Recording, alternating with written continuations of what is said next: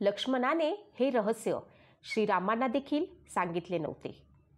लक्ष्मण हा श्रीरामांचा प्रिय भाऊ होता, तरी देखील त्याने हे रहस्य श्रीरामांना सांगितले नव्हते.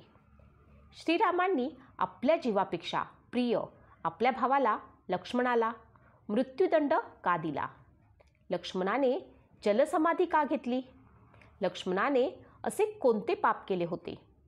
आपल्याला सगळ्यांना माहीतच आहे की प्रभू श्रीरामांची सेवा करण्यासाठी लक्ष्मण त्यांच्यासोबत 14 वर्ष वनवासात राहिले होते.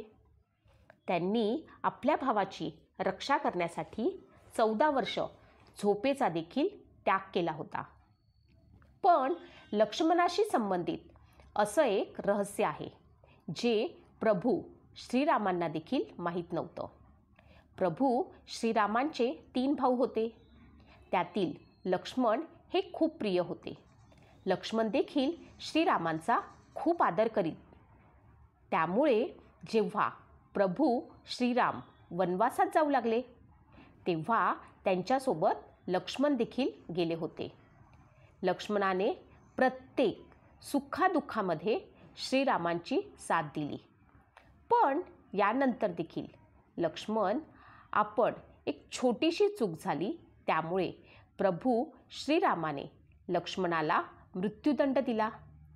श्रीरामांच्या आज्ञेप्रमाणे लक्ष्मणाने जलसमाधी घेतली. ती अशी कोणती चूक होती की ज्यामुळे श्रीरामांना लक्ष्मणाला मृत्यूदंड द्यावा लागला? श्रीरामांनी लक्ष्मणाला अशी कठोर शिक्षा का दिली? याबद्दल कथा आपण ऐकूया. एकदा एक वृद्ध संत श्रीरामांच्या दरबारी पोहोचले. त्यांनी श्रीरामांना म्हटले की मला तुमच्यासोबत एकट्यात काही बोलायचे आहे. श्रीरामाने त्या संताची विनंती स्वीकार केली आणि त्यांना घेऊन एका जागी गेले. त्यांनी लक्ष्मणाला बाहेर पहारा देण्याची सूचना करत सांगितले की कुणीही आत यायला नको. जर कुणामुळे संत आणि त्यांच्यामधील चर्चेत खंड पडला तर त्याला मृत्यूदंड देण्यात येईल. एवढे सांगून ते आत निघून गेले आणि लक्ष्मण आपल्या भावाच्या आज्ञेचं पालन करीत तिथे पहारा देऊ लागले. श्रीरामाला भेटण्यासाठी आलेले ते वृद्ध संत म्हणजेच कालदेव होते. त्यांना विष्णू लोकातून पाठवण्यात आले होते. श्रीरामांचा वेळ पृथ्वीवरती संपतो आहे. आता त्यांना विष्णू लोकात परत यावं लागेल.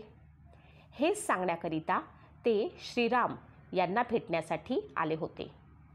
एवढ्यातच ऋषी दुर्वासा राजमहालात येऊन पोचले. ऋषी दुर्वासा त्यांच्या रागीट स्वभावाकरिता प्रसिद्ध होते. त्यांनी अचानक श्रीरामांना भेटण्याची इच्छा व्यक्त केली. त्यांनी लक्ष्मणाला सांगितले त्यांना श्रीरामाला भेटायचे आहे. पण लक्ष्मण तर श्रीराम यांच्या आज्ञेचं पालन करत होते, म्हणून त्यांनी दुर्वासा ऋषींना नकार दिला. लक्ष्मणाच्या तोंडून नाही ऐकून दुर्वासा ऋषी क्रोधित झाले. त्यांनी म्हटलं की जर राम त्यांना भेटले नाहीत तर ते त्यांना श्राप देतील. आपल्या प्रिय भावाकरिता ऋषींचे हे बोलणे ऐकून लक्ष्मण घाबरले. आता ते संभ्रमात पडले की श्रीरामांच्या आज्ञेचं पालन करायचं की त्यांना ऋषींच्या श्रापापासून वाचवायचं. लक्ष्मणाला माहीत होते की जर ऋषींना आत जाऊ दिले नाही तर ते श्रीराम यांना शाप देतील आणि जर त्यांना आत जाऊ दिले तर रामाच्या आज्ञेचं उल्लंघन होईल. त्यामुळे लक्ष्मणाने स्वतः आत जाऊन श्रीराम यांना दुर्वासा ऋषींबाबत सांगण्याचा निर्णय घेतला. जेव्हा की त्यांना हे माहीत होते की चर्चा भंग केल्यावर त्यांना मृत्यूदंड देण्यात येईल, तरी देखील त्यांनी श्रीरामांना शाप मिळू नये म्हणून हा निर्णय घेतला.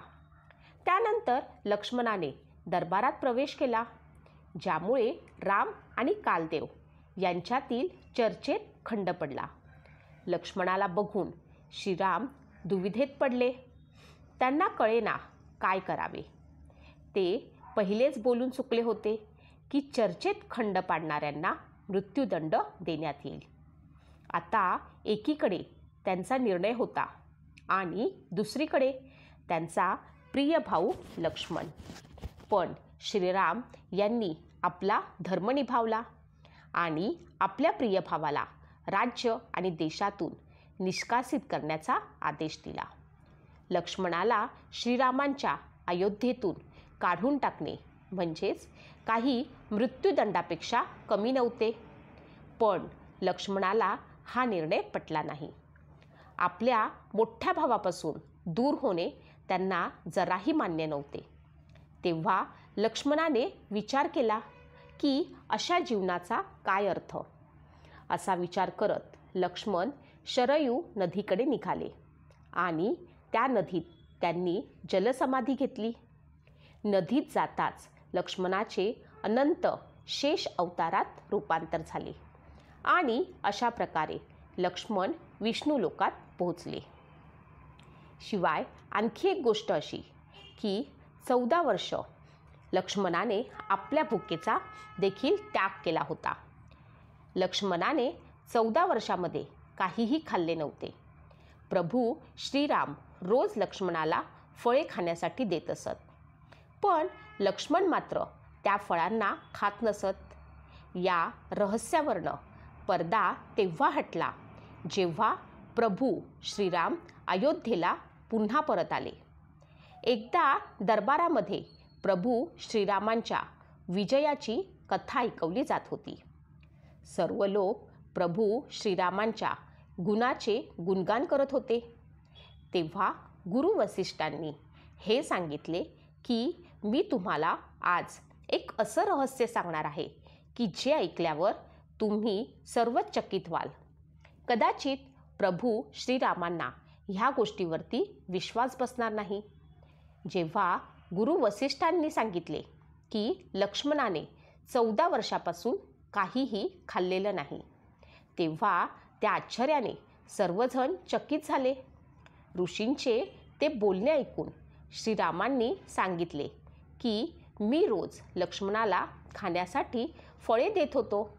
मी जेव्हा इकडे तिकडे पाहत असे तेव्हा तर मला कुठेही कोणतेही फळ पडलेले दिसत नव्हते. तेव्हा मी या गोष्टीला सत्य कसं मानू की लक्ष्मणाने 14 वर्ष काहीही अन्न ग्रहण केलं नाही.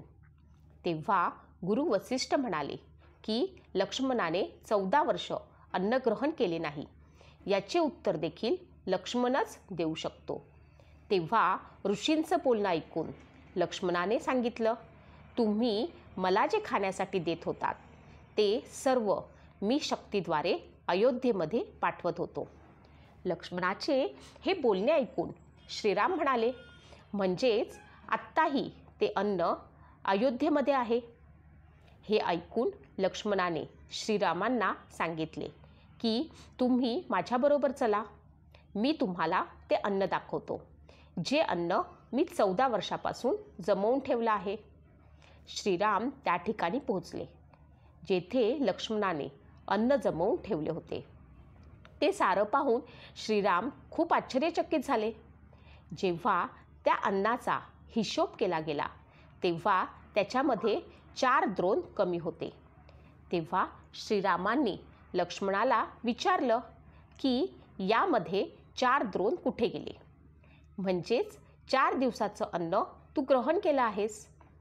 तेव्हा लक्ष्मणाने सांगितले की तुम्ही ज्या 4 दिवसांबद्दलच्या अन्नाबद्दल मला विचारत आहात ते म्हणजे आपण जेव्हा वनात जात होतो तेव्हा तुम्हीही अन्न ग्रहण केलं नाही आणि मलाही काही दिलं नव्हतं. त्यानंतर दुसऱ्या वेळेस जेव्हा आपल्या वडिलांची मृत्यूची बातमी ऐकली त्या दिवशी देखील तुम्ही काहीही अन्न ग्रहण केलं नाही आणि मलाही अन्न दिलं नाही. त्याचप्रमाणे ज्या दिवशी रावणाने माता सीतेचं हरण केलं त्या दिवशी तुम्ही काहीही अन्नग्रहण केलं नाही आणि मी देखील अन्नग्रहण केलं नव्हतं. त्यानंतर जेव्हा मला मेघनाथने बाण मारला त्या दिवशी तुम्ही काहीही अन्नग्रहण केले नव्हते. त्यामुळे या संपूर्ण अन्नामध्ये 4 द्रोण कमी आहेत. लक्ष्मणाचे दिलेले हे उत्तर ऐकून प्रभू श्रीराम म्हणाले, हे इतकं मोठं रहस्य मला 14 वर्षापर्यंत समजू शकलं नाही. तू इतका मोठा त्याग का केलास? तेव्हा लक्ष्मणाने सांगितले, प्रभू, तुम्ही मला खाण्यासाठी अन्न देत होतात, पण तुमचा असा कोणताच आदेश नव्हता की ते अन्न मला ग्रहण करायचंच आहे. त्यामुळे मी तुमच्या आज्ञेशिवाय हे अन्नग्रहण कसं करू शकत होतो? मी तर तुमच्या आज्ञेशिवाय काहीही करत नाही. आणि तुम्हाला हे देखील माहीत आहे की मेघनाथला तोच व्यक्ती मारू शकत होता ज्याने 14 वर्षापासून काहीही अन्नग्रहण केलेले नाही आणि कोणत्याही स्त्रीचा चेहरा पाहिलेला नाही. त्यामुळे मी तिकडे देखील फक्त माता सीतेचे चरणच पाहिले होते. त्यामुळे मी युद्धात मेघनाथला मारू शकलो. या प्रकारे प्रभू श्रीराम आणि लक्ष्मणाने आपले आपले कर्तव्याचे पालन केले. म्हणूनच तर म्हणतात ना की प्राण जाये पर वचन न जाये. हेच होते खरे बंधुप्रेम. हे रहस्य लक्ष्मणाने श्रीरामांपासून 14 वर्षापासून लपवून ठेवले होते. जय श्रीराम, जय श्रीराम, जय श्रीराम, जय श्रीराम, जय श्रीराम. तुम्हाला ही माहिती आवडली असेल तर कमेंटमध्ये जय श्रीराम लिहायला विसरू नका. जय श्रीराम.